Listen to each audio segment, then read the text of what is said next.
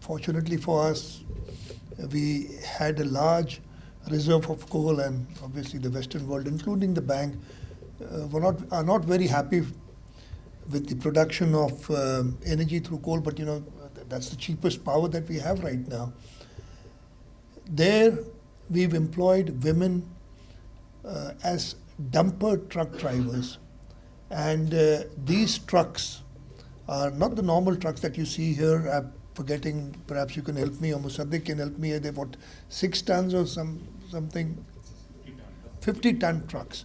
These are like 3 times the size of the trucks you see on the roads here, and there are women driving them right down to the coal mine and transporting coal from there to the powerhouses.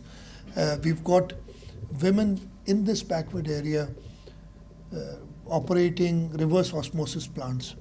So, these are the small, and I tell you, 10 years ago, one could not even think that these women would get out of their houses. And they are contributing to the economy there.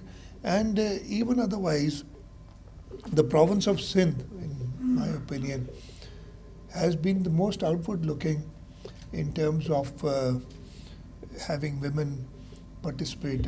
Just to give an example, we have sitting here Dr. Azra Pecho.